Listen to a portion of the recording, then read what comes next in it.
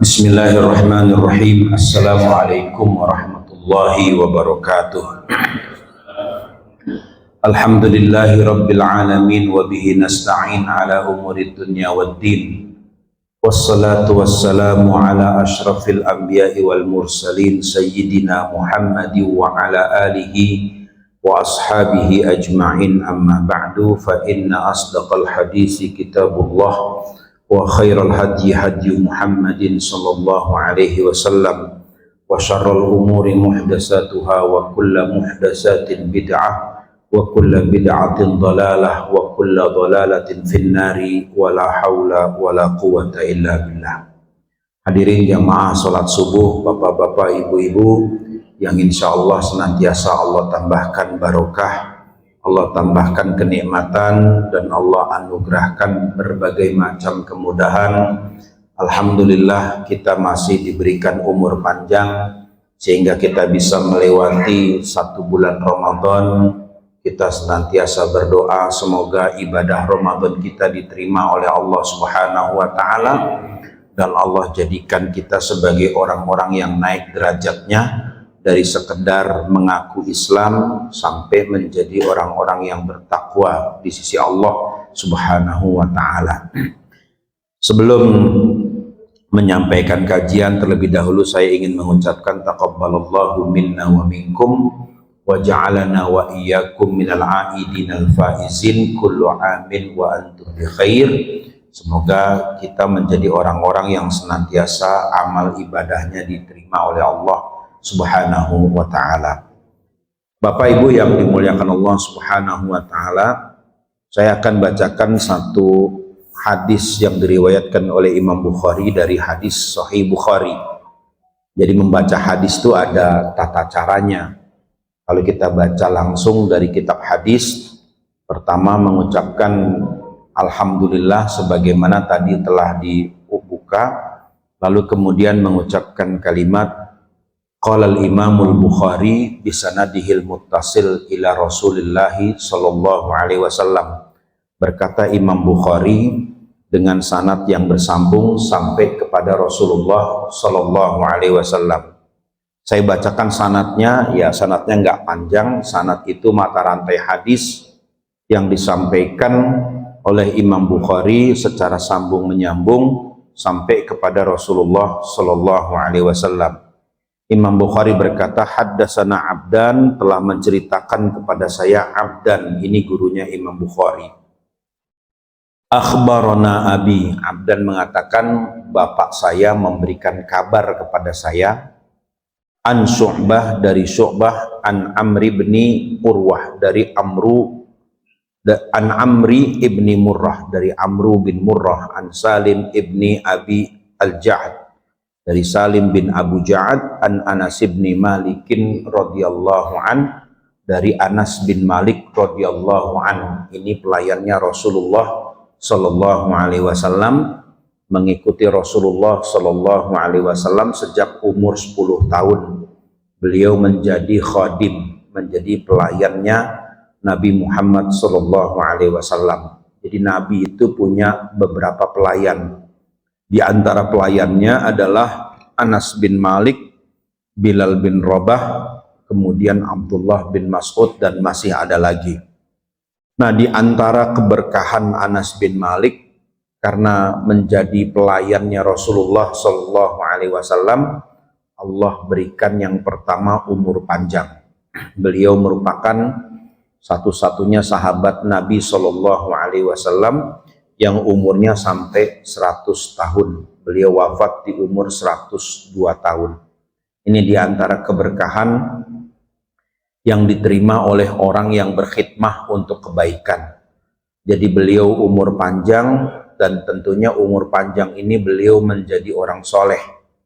Ya, jadi kita minta umur panjang supaya kita bisa menjadi orang soleh. Dan memang sengaja Allah panjangkan orang-orang yang berkhidmah kepada Nabi dan atau orang-orang yang berkhidmah kepada orang soleh itu untuk menjadi saksi bagi orang lain. Ya, menjadi saksi bagi orang-orang yang tidak pernah ketemu Nabi dan menjadi saksi bagi orang-orang yang tidak pernah ketemu dengan orang soleh.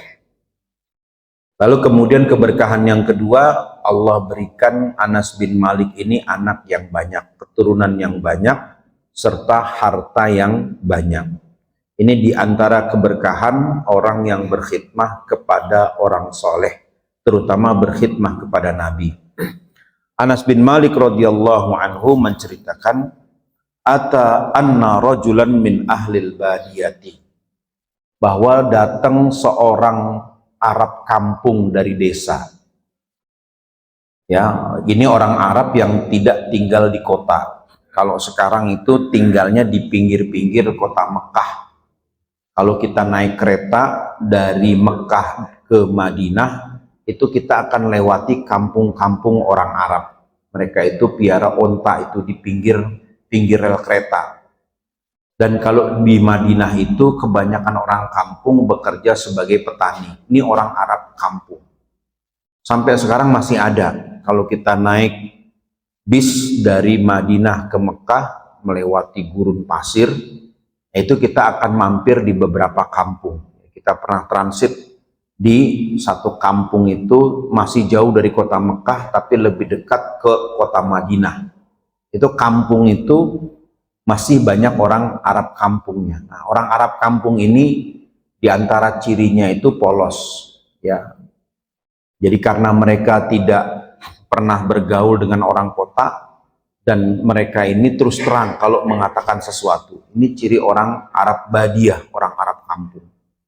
Jamaah haji dan umroh itu sering ketemu orang Arab kampung di Padang Arafah yang tiba-tiba menawarkan foto dengan onta. Tahu-tahu dia minta duit. Nah, itu orang Arab kampung, itu bukan orang Arab kota. Sampai sekarang masih banyak dari mereka yang tidak bisa baca dan tulis. Bahkan ada yang masih bertanya, emang sholat itu wajib?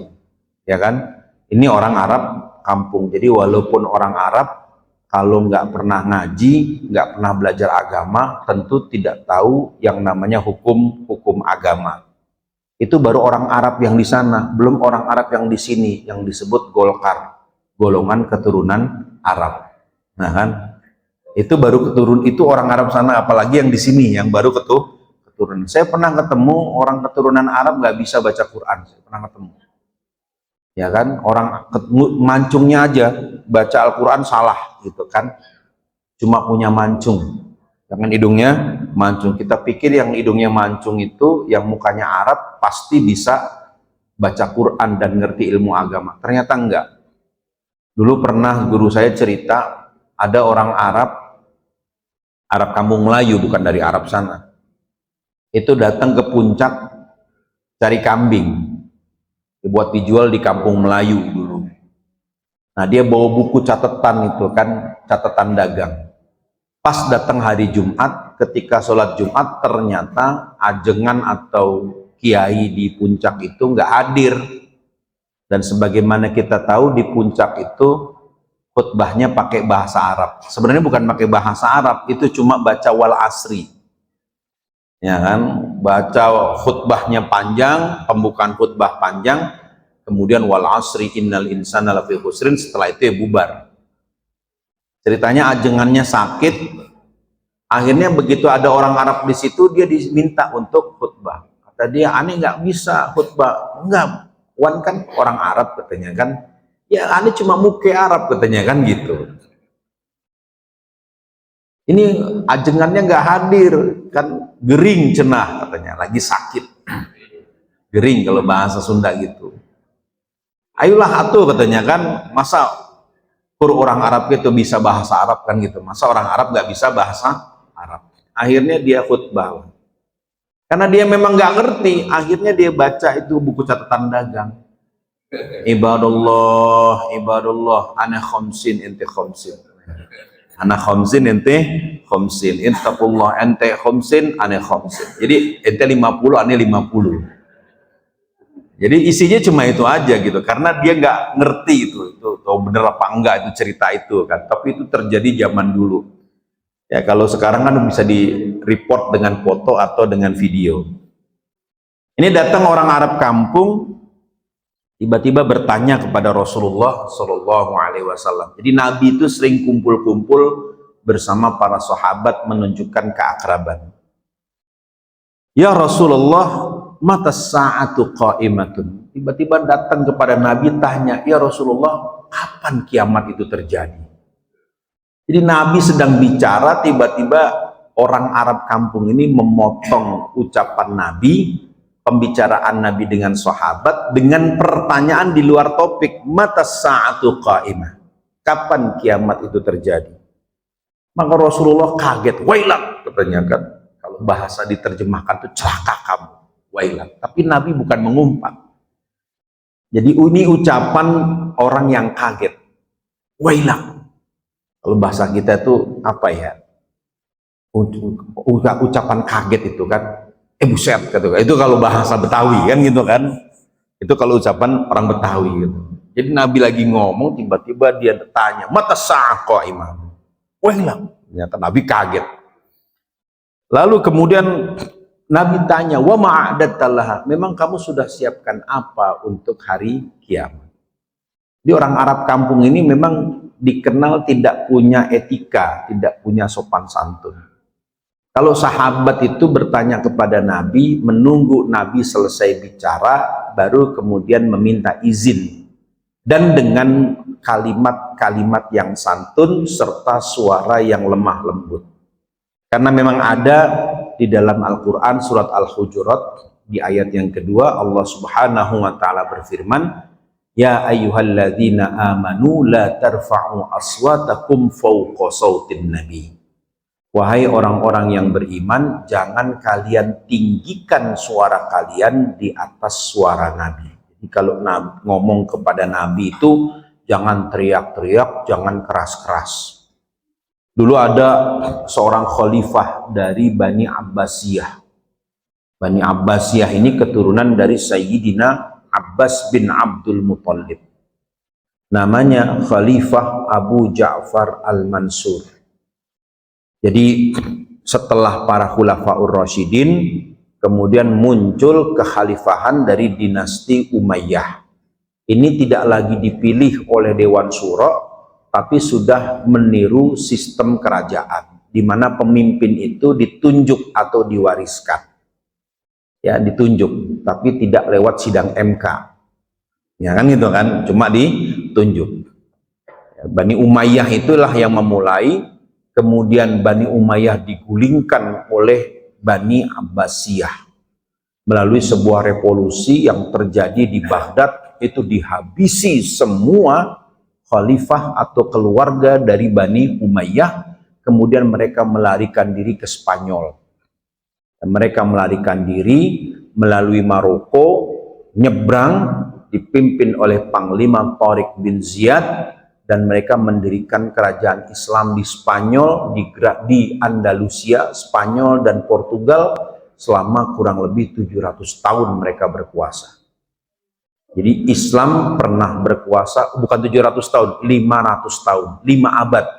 Mereka mendirikan dinasti Umayyah jilid kedua di Spanyol.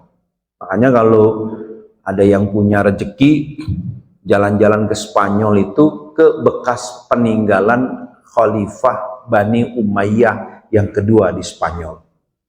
Makanya banyak ulama lahir di Spanyol. Di antaranya adalah Al-Imam Al-Qurtubi. Al-Imam Al-Qurtubi ini kelahiran Cordoba. Bahasa Arabnya Kurtubah. Orang Spanyol nyebutnya Cordoba.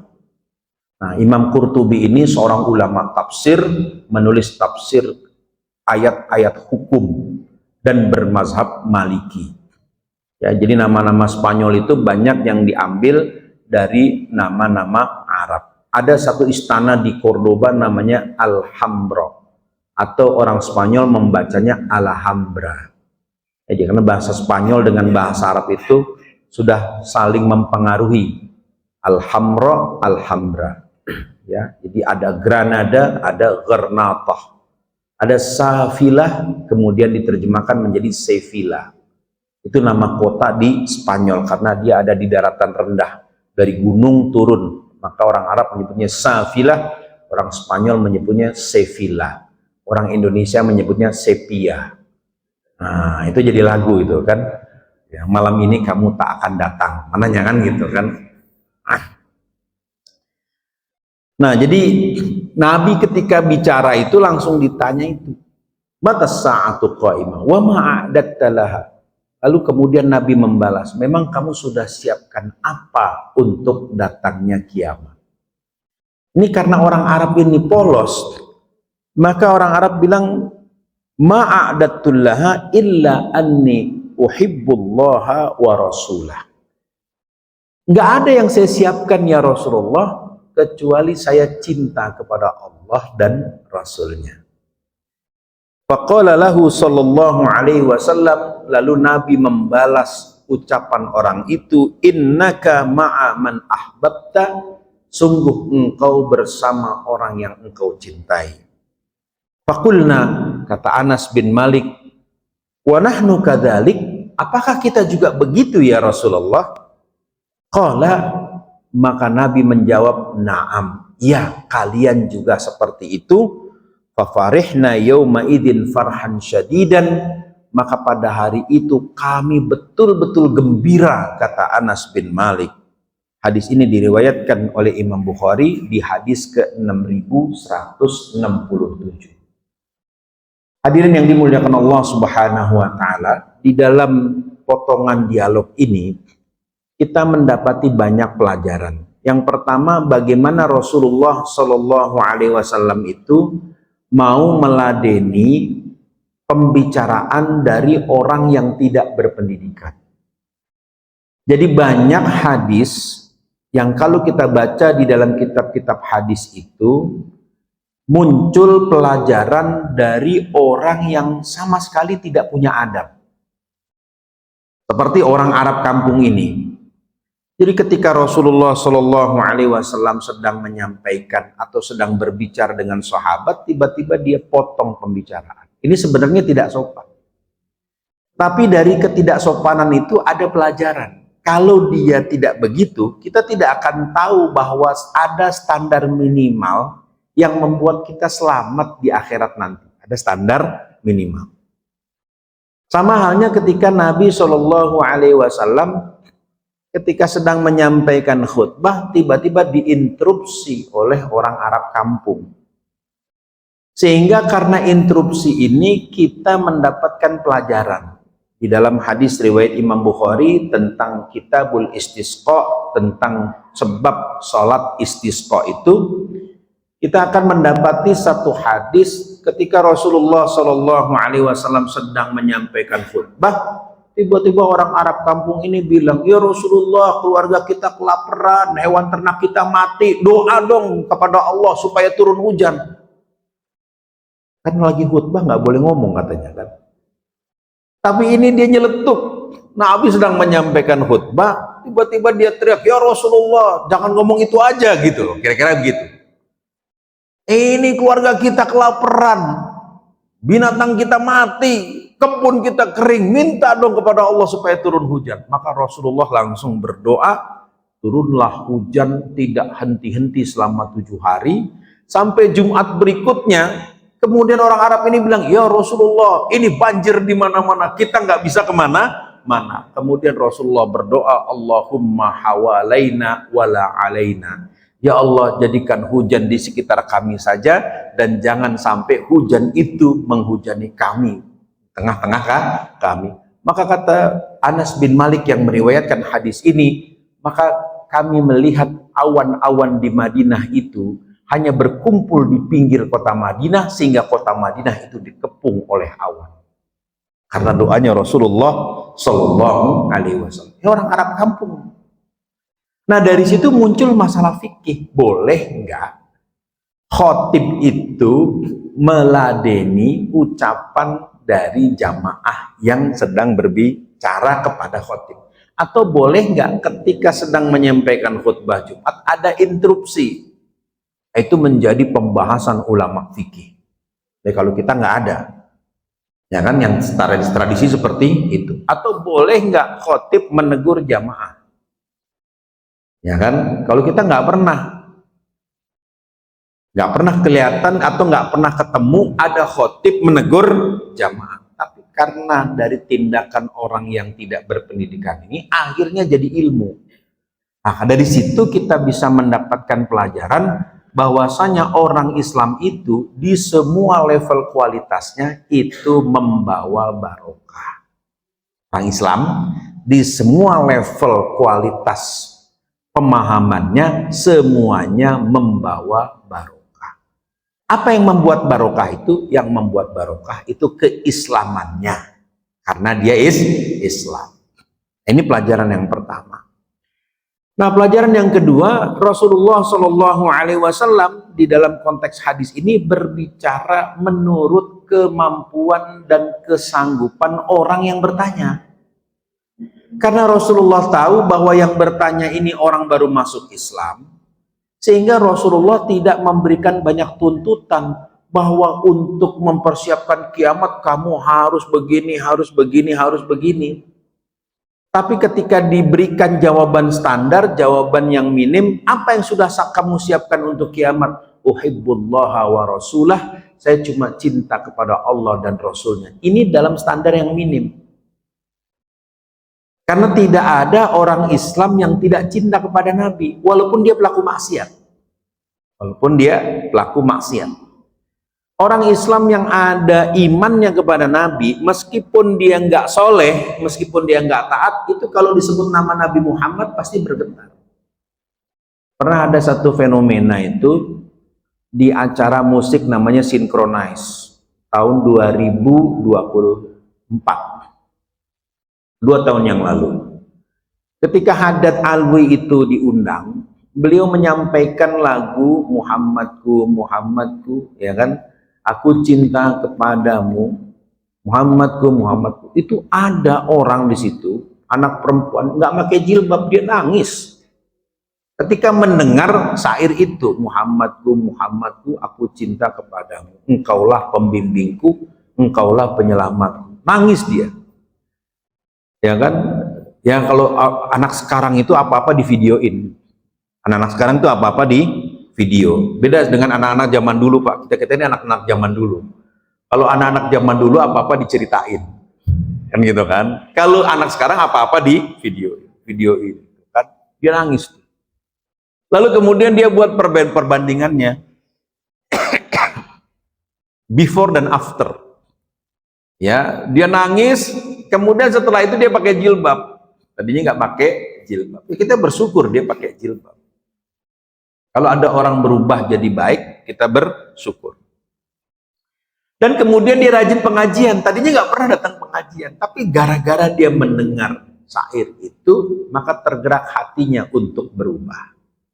Nah, ini menjadi satu indikator bahwasanya umat Islam itu di hati nurani yang paling dalam itu punya kecintaan kepada Nabi Muhammad Sallallahu Alaihi Wasallam. Maka dari itu Rasulullah Shallallahu Alaihi Wasallam melarang dan mengharamkan berkata kafir kepada orang yang mengucapkan asyhadu alla ilaha illallah wa asyhadu anna muhammadan rasulullah. Tidak boleh dikatakan kafir karena dia sudah mengucapkan 2 kalimat syahadat.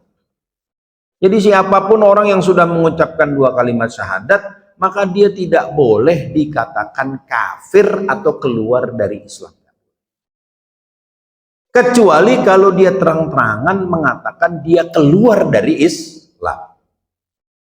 Tapi kalau dia melakukan perbuatan fasik atau perbuatan zindik, itu nggak boleh dia dikatakan kafir. Kenapa? Karena ucapan 2 kalimat syahadat itu ucapan yang sederhana tapi berat.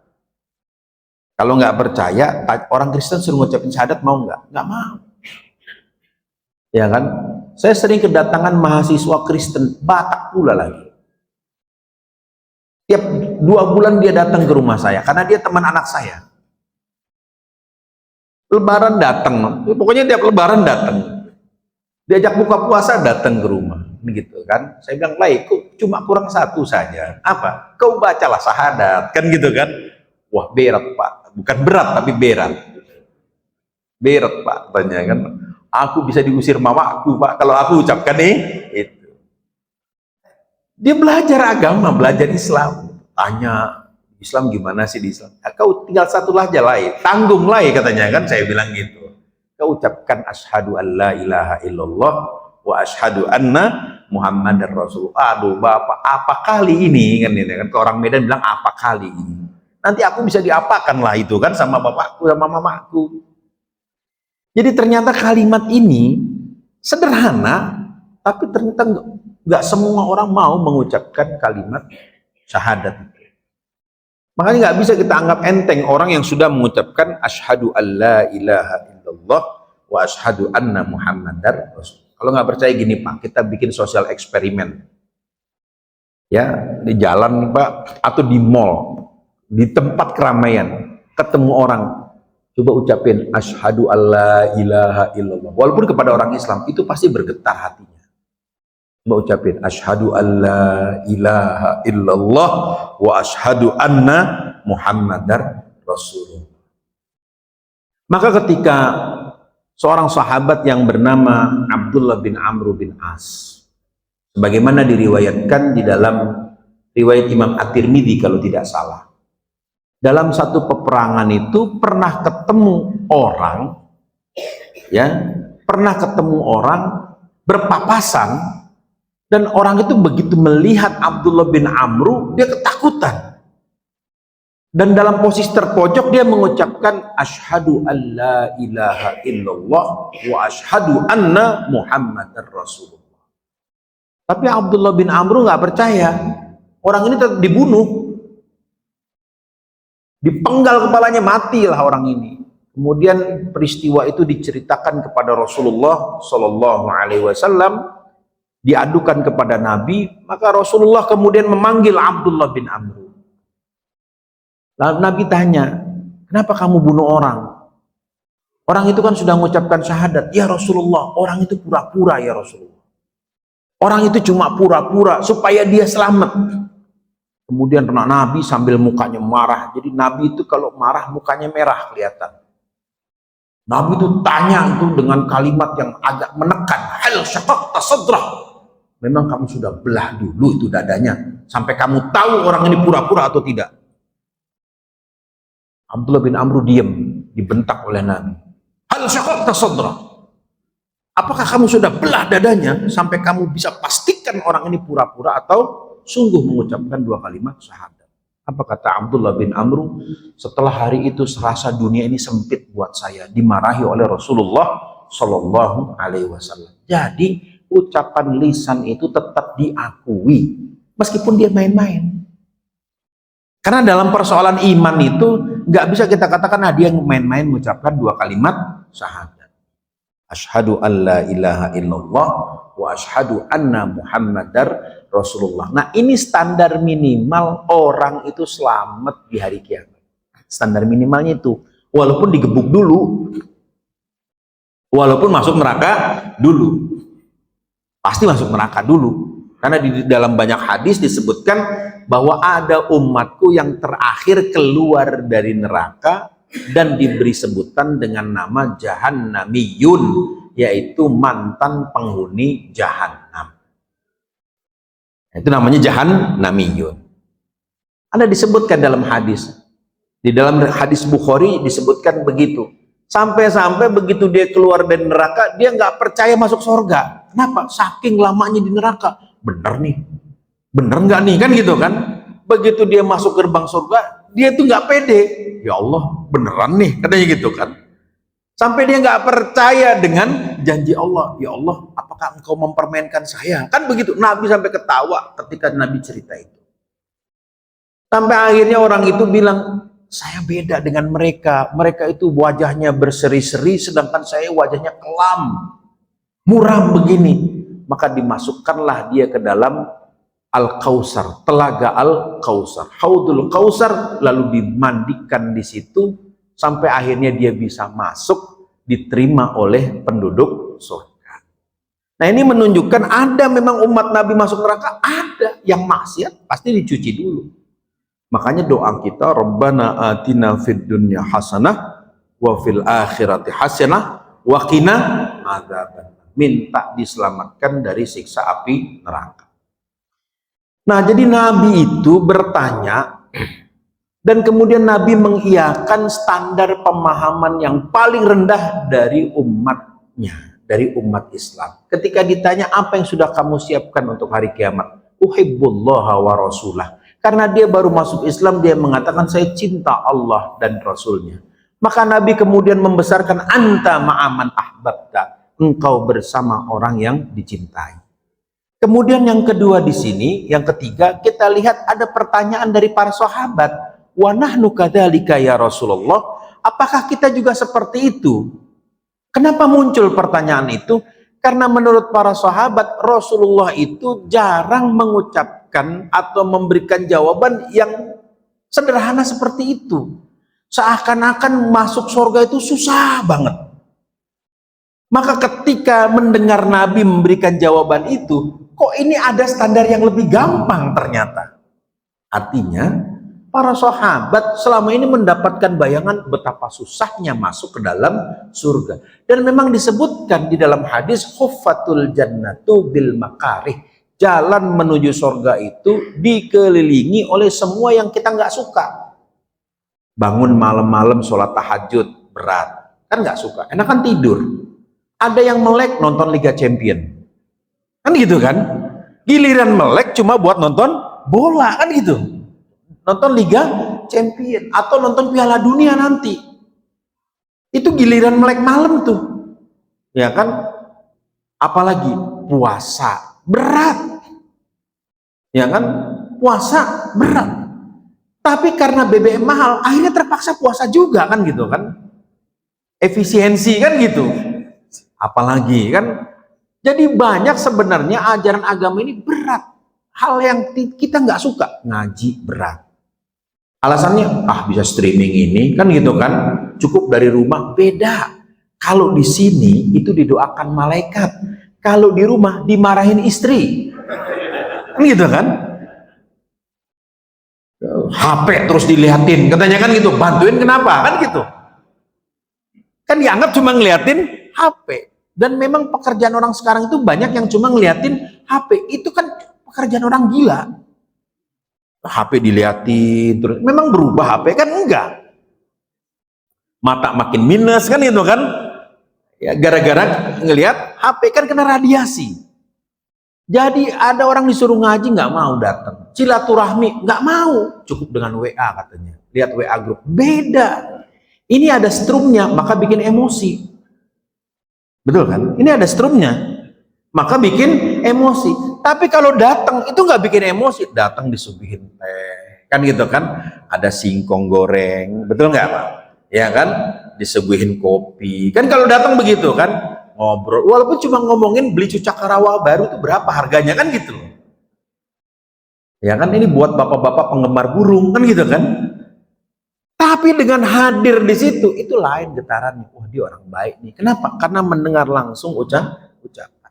Kita ini sudah lama hidup terisolasi. Orang modern itu hidupnya terisolasi. Oleh apa? Oleh teknologi. Kita ini terisolasi. Makanya beda. Datang ke pengajian itu beda. Kalau bahasa anak sekarang, vibes-nya tuh lain gitu loh. Rasanya itu lain. Datang sholat berjamaah supaya kita sadar bahwasanya agama ini adalah agama jamaah, bukan agama sorangan, bukan agama dewek bukan agama sendiri tapi ini agama jamaah.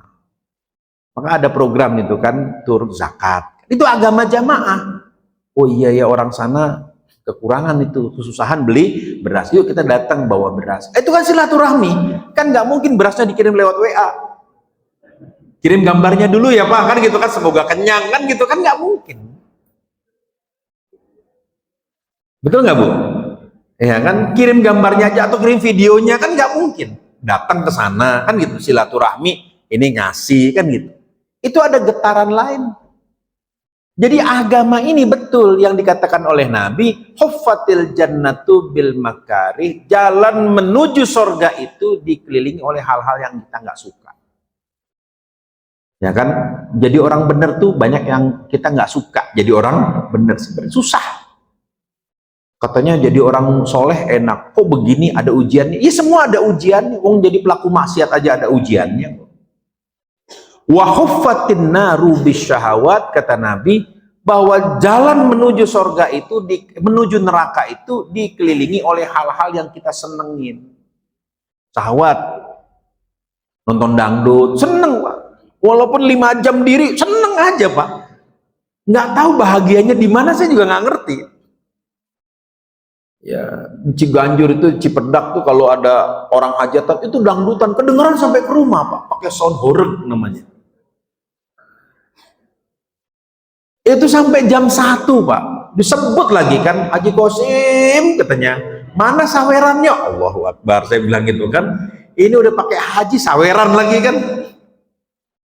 Itu dangdutan sampai jam 1 sampai jam 2 kan gitu. Seneng Pak, bertahan di situ. Coba kalau kita datang ke situ, mendingan dangdutan sampai qiyamul lail. Ah, udahlah nggak usah ngomong kayak gini. Gitu Pak. Ya kan? Itu yang dia lihat itu adalah manusia yang paling kuat di dunia. Organnya tunggal Pak. Organ manusia itu kan banyak, dia organ tunggal hidup. Itu manusia paling hebat. Yaitu penyanyi dangdut.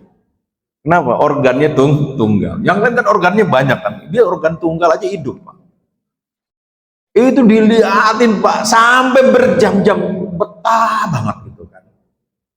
Itu menunjukkan bahwa jalan menuju neraka itu dikelilingi oleh hal-hal yang kita suka, yang nafsu kita suka.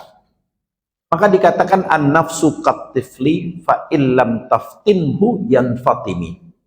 Ya, nafsu itu kayak anak kecil. Kalau kamu tidak pernah menyapih nafsu itu, maka nafsu itu akan nuntut terus. Namanya nafsu. Maka memang Umar bin Khattab radhiyallahu anhu, ketika beliau sudah masuk Islam itu, beliau keras dengan dirinya sendiri. Di antara bentuk kerasnya Umar bin Khattab itu adalah beliau selalu menahan diri untuk tidur supaya bisa sholat malam. Ini Umar bin Khattab. Atau memaksakan dirinya bangun di tengah malam supaya dia bisa sholat tahajud. Umar itu keras. Kenapa? Kata Umar, nafsu itu kayak anak kecil. Kalau nggak disapi, dia nuntut terus. Kita punya anak Bu ya. Kalau nggak disapi, sampai SMA nenen terus Bu.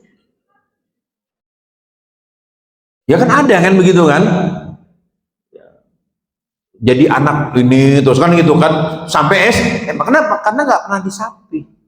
Terus saja kan gitu kan. Pokoknya kalau belum megang dada ibunya, belum tenang kan gitu kan. Sampai udah nikah gitu juga sama. Ya. Kenapa? Karena tidak disapi. Maka nafsu itu seperti itu. Kalau nggak keras kita menutup, maka kita akan terus dirongrong oleh nafsu kita.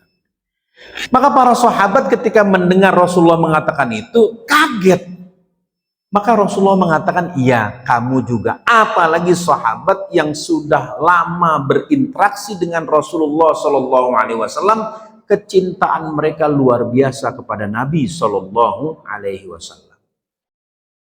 Jadi mungkin begini, kata Anas bin Malik, ini yang baru masuk Islam saja, didoakan oleh Rasulullah SAW bahwa dengan kecintaan kepada Allah dan Rasulnya akan bersama dengan Rasul, apalagi kita yang sudah lama Islam lalu mengikuti Rasulullah SAW.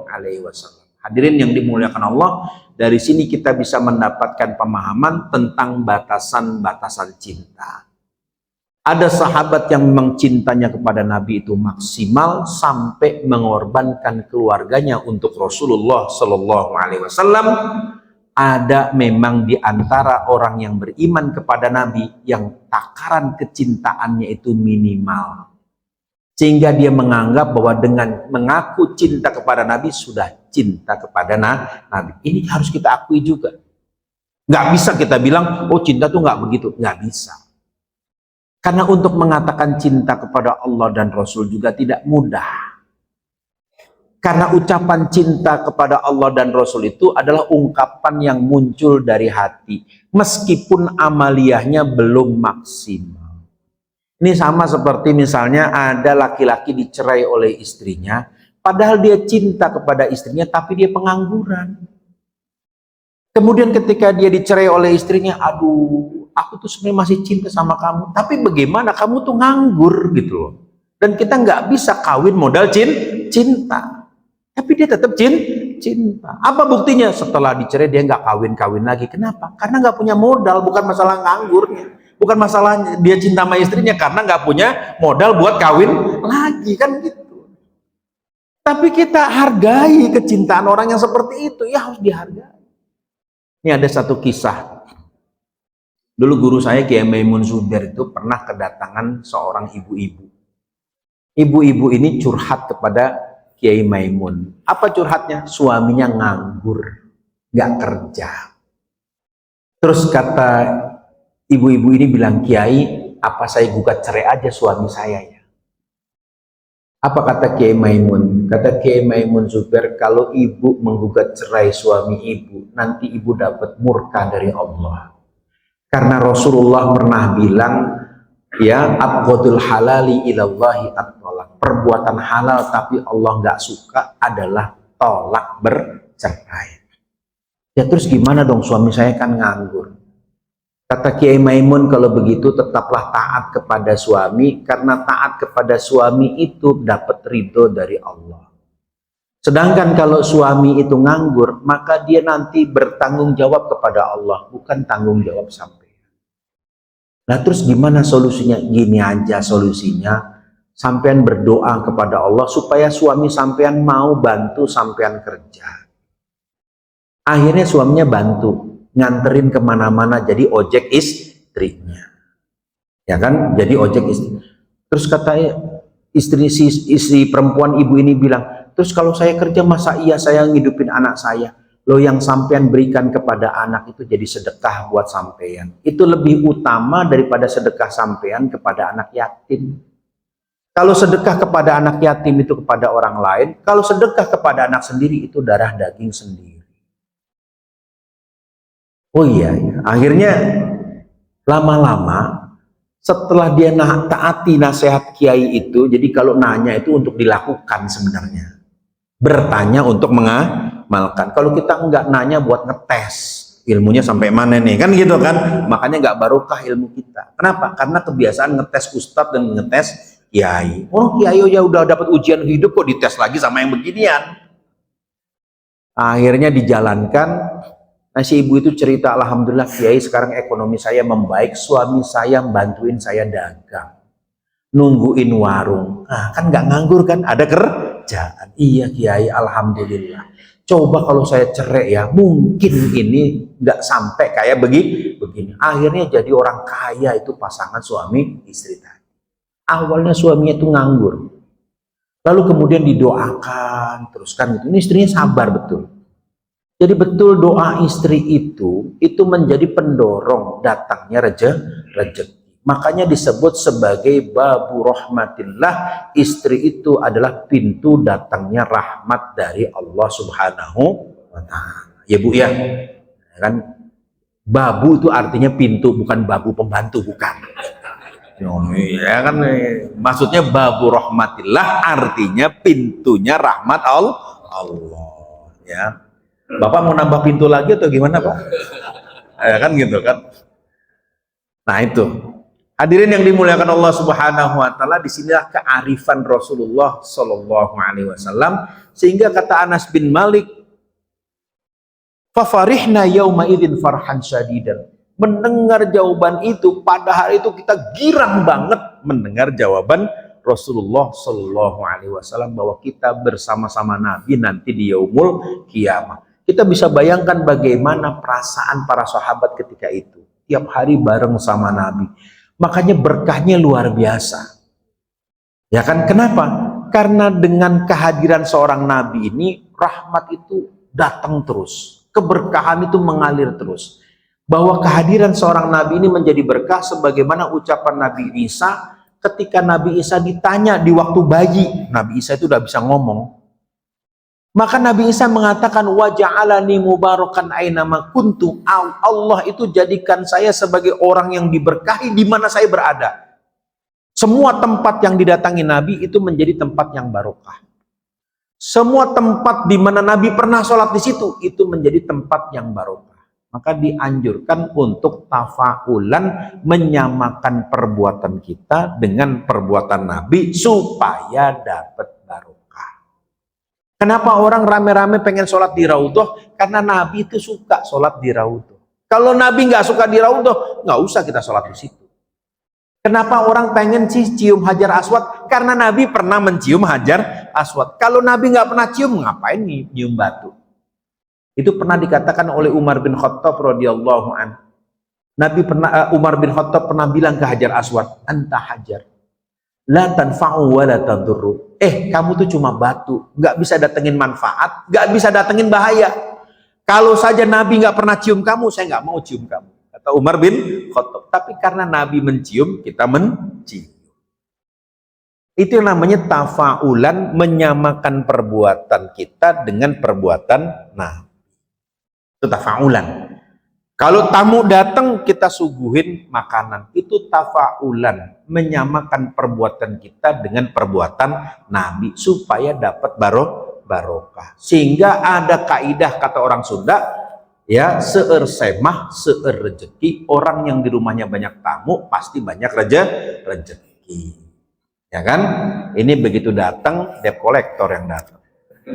Ya kan, bukan tamu yang lain kan gitu. Makanya kita berusaha rumah kita didatangi orang supaya rezekinya banyak, bukan rumah ditutup terus pintunya. Orang nggak pernah ada yang pernah datang. Makanya kalau orang Betawi itu pintu rumahnya selalu dibuka supaya orang tamu itu datang. Oh, orangnya ada. Kalau sekarang kan nggak, tanya lewat WA. Ada di rumah nggak? Ada kan gitu kan? Ya begitu datang baru dibukakan pintu. Ya semoga rumah kita ini menjadi rumah yang penuh dengan barokah. Hadirin yang dimuliakan Allah Subhanahu wa taala, tentu ukuran cinta yang dimaksud, yang diinginkan oleh Nabi adalah melakukan apa yang diperintahkan oleh Nabi dan meninggalkan semua yang dilarang oleh Nabi. Karena Nabi SAW itu marah jika ada sahabat atau umatnya melakukan perbuatan yang melanggar syariat. Nah inilah, maka kita berusaha untuk sampai ke sana dengan tidak mengesampingkan atau tidak meremehkan orang yang standar imannya itu rendah. Ya kan, yang standar imannya rendah jangan diremehkan. Justru kita ajak supaya dia sama-sama jadi orang soleh. Maka masuk surga kita bareng-bareng.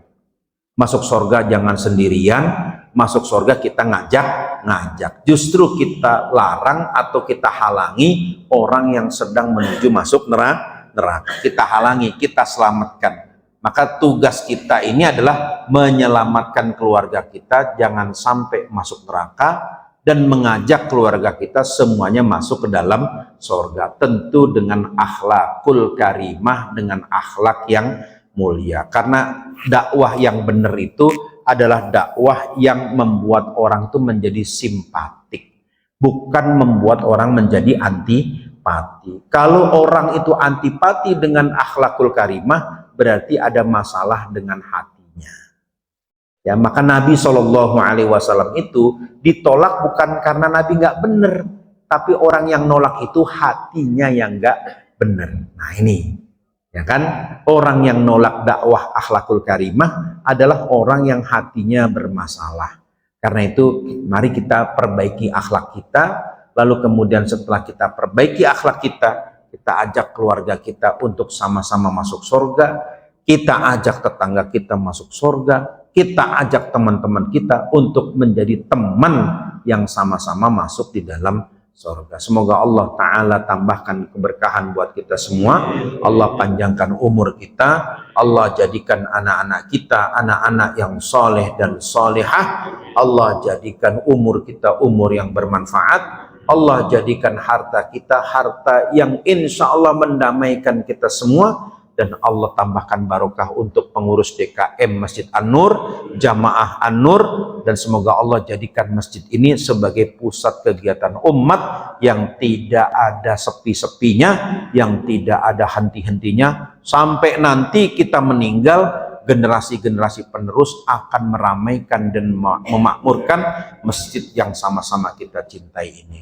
Allahumma anfa'na bima 'allamtana wa 'allimna ilman yanfa'una wa na'udzubika min ilmin la yanfa'una. Allahumma hdina bihudak waj'alna mimman yusari'u fi ridhaq wa la tuwallina waliyan siwak wa la taj'alna mimman khalafa amraka wa 'asab. Hasbunallah wa ni'mal wakil, ni'mal maula wa ni'man nasir. Sallallahu ala sayyidina Muhammad wa ala alihi wa sahbihi wasallam walhamdulillahi rabbil alamin. Wassalamualaikum warahmatullahi wabarakatuh.